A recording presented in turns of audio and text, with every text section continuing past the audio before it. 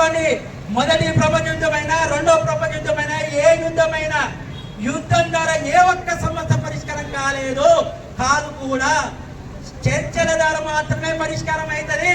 అందుకే ఎర్రజెండా CPM party చెప్తున్నదే చర్చల ద్వారా పరిష్కరించుకోవాలి తప్ప యుద్ధాల ద్వారా కాదు. ఈ మెదడు లేని ట్రంప్ ఇప్పుడు ప్రత్యక్ష యుద్ధానికి పోతాడంట. ఇప్పటిదాకా డ్రోన్ యుద్ధం చేస్తున్నాడు. ఇప్పుడు ఇక సైనికులు తన్నుకొని సావాలి అంటే మన సైన్యం మాత్రం చావదు. ఇజ్రాయెల్ సైన్యం వస్తుంది, ఇరాక్ సైన్యం వస్తుంది, భారతదేశ సైన్యం వస్తుంది. అమెరికాకు మద్దతుగా అనుకూలంగా ఇతర దేశాల సైన్యాన్ని రంగంలో దించుతాడు. అమెరికా సైన్యం ప్రాణం ఇవ్వదు, వాని సైన్యం వాని ప్రాణం అంట.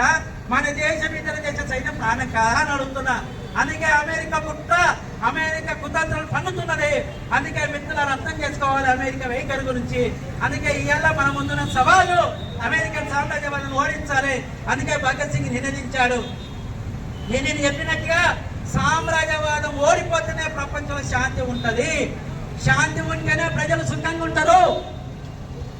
స్కూళ్ళ మీద బాంబులు, హాస్పిటల్ మీద బాంబులు, నివాస ప్రాంతాల మీద బాంబులు, ప్రజలను చంపే రైతు ఎవరిచ్చాడు? ట్రంప్ కానీ ఇంకోటి కానీ మేము అడుగుతున్నాము.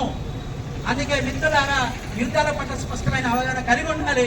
అందుకే భగత్ సింగ్ కోరుకున్నాడు సామ్రాజ్యవాదం ఉండద్దు, ఓడిపోవాలి, దోపిడీ లేని సమాజం రావాలి, కమ్యూనిస్టులు ఎర్రజెండా అధికారం రావాలని కోరుకున్నాడు. ఆయన ఆశయాల కోసం అందరూ పాటుపడతారని ఆశిస్తూ అవకాశం ఇచ్చినందుకు ధన్యవాదాలు.